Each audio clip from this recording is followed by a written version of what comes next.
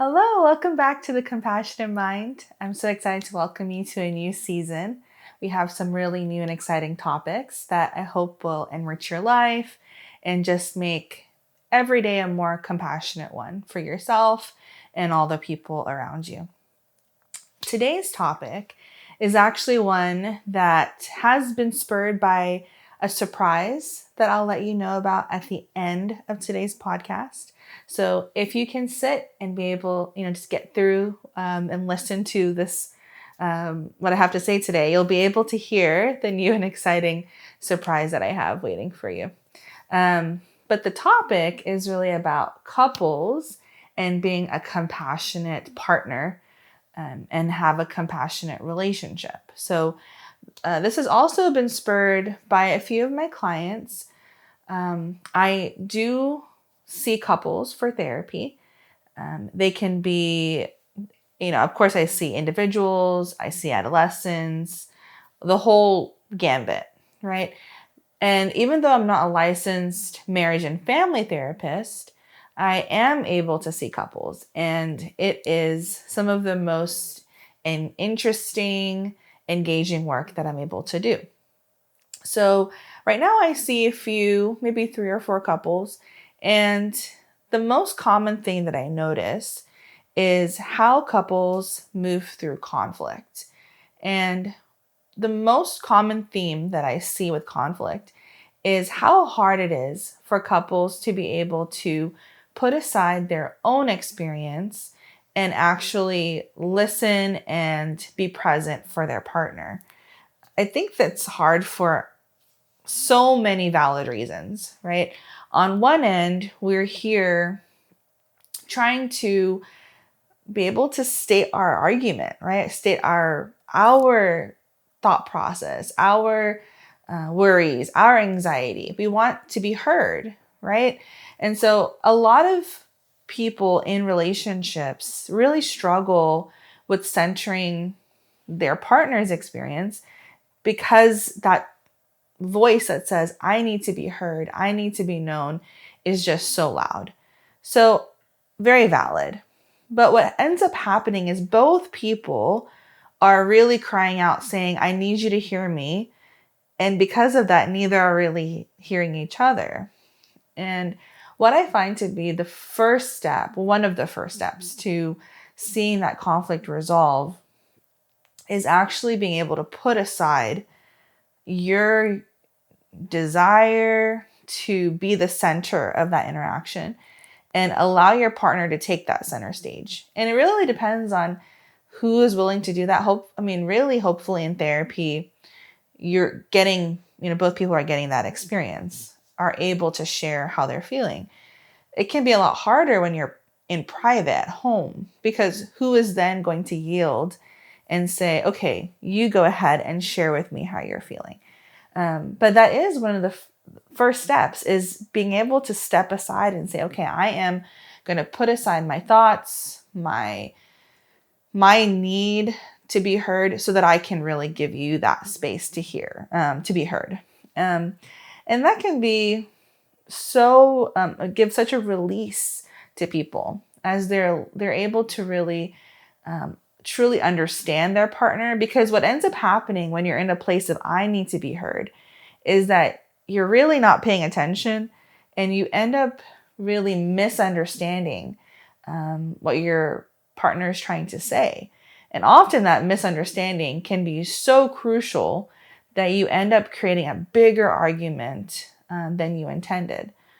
The other thing that can make it really hard to hear is your own wounds, your own experiences, your own childhood things that may be coming up.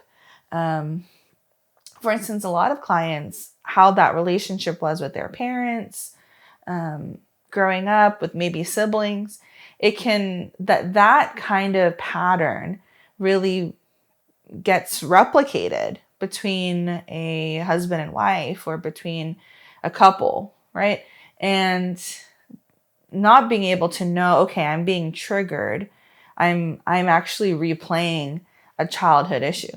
I remember, this is going to be a little embarrassing, but I remember with my husband and I, when we first got married, we, of course, had arguments, and some of them were I really don't remember what most of them are. But at one point, I remember we had an argument, and I was leaving the house, and we were arguing. And all I remember doing is like putting my hand on my ears and going, I can't hear you. And I was legitimately serious about that. And it's like, it takes you, like, these arguments, they take you back to a 4-year-old version of yourself. And it makes it so hard. Like a 4-year-old version of you is not going to be able to sit down and have a conversation, right? They're going to scream, it's my turn. I want to be heard. And so recognize that in these arguments, there is a huge likelihood that you are speaking from your younger self, right? That is wanting to be heard and is upset that they're not getting their turn. Recognize those things are happening. And I think once you're able to slow down and center your partner's experience, the hope is that they'll do the same.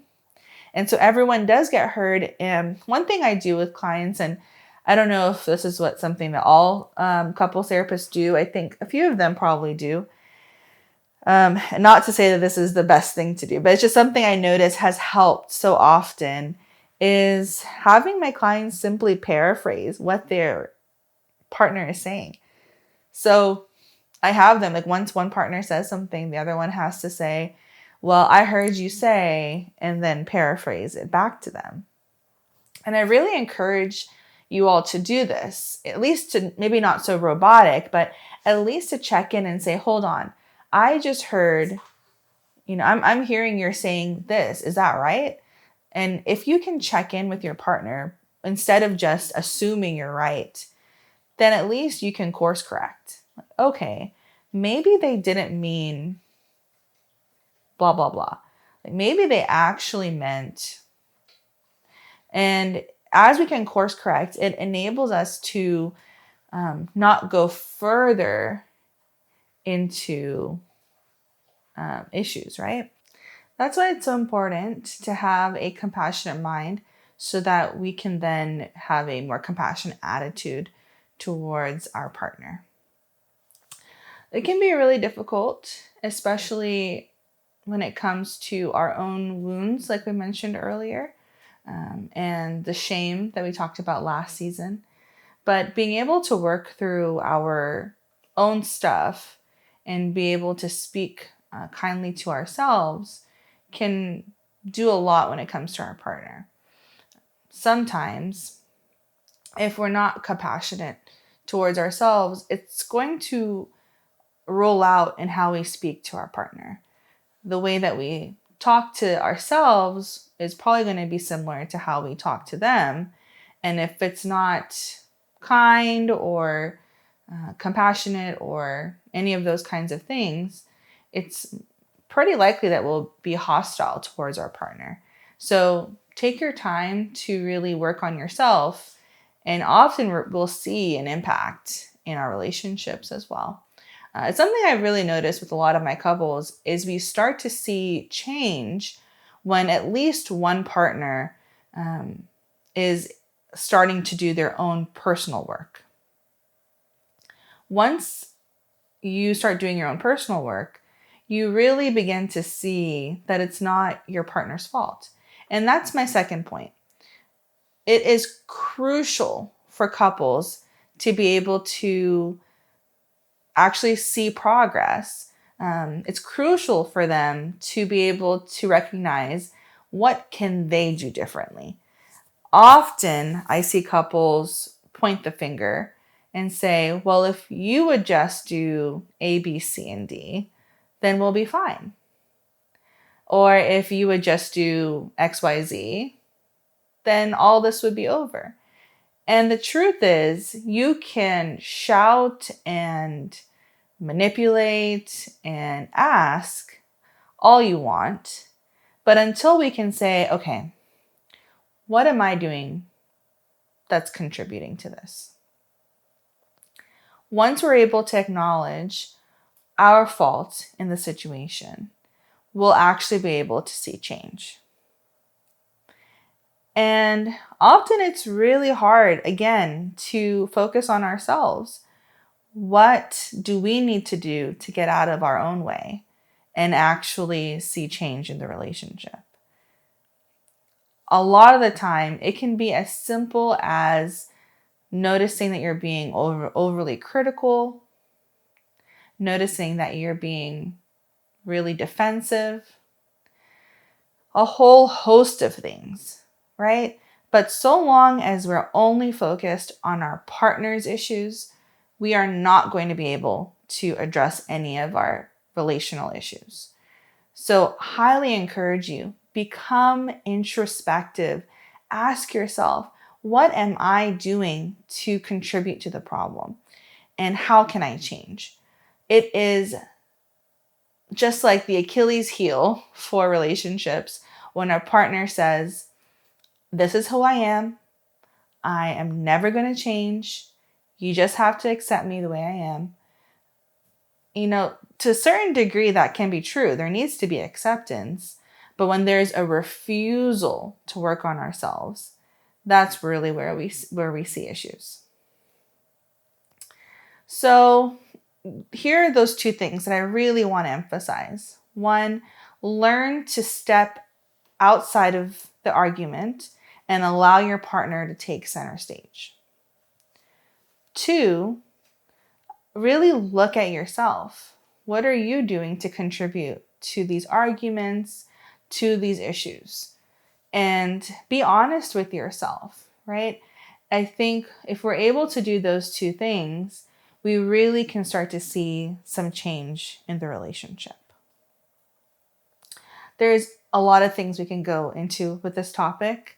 We can look into childhood wounds. We can look into more practical strategies of how to equip ourselves for a relationship. There's a whole host of cool things that we can talk about with this topic. So let me know if you're interested in couples things, in family dynamics. I think there's a lot of places we can go with this. And I just want to encourage those that aren't in relationships, those that aren't yet married or in a serious relationship. This is something you can do while dating. This is something you can do with your family, with your friends, is really learning how to not always have to be the center of the experience, and to not always blame someone else for what's going on. So catch yourself doing this even now, before you are in a serious relationship, because it's an incredibly useful tool, being able to do these two things. So I really hope that was helpful, and that, moving forward this season, we'll touch on a lot of topics that I think are going to be really impactful in your daily life. So for those who waited till the end, you get to hear what our news is. We are actually expecting a baby. A baby is coming in July 2025. So really excited to announce that. And what that means is I think there's a whole host of other topics that we can talk about, whether it is trying to conceive, when it's talking to family and friends about boundaries. It could even be postpartum, whenever that happens. So there's a lot of different topics that we can talk about, which I'm really excited to be able to bring to the table. So thank you for listening, and strap in for a new season and some new and exciting topics. Thank you. Bye.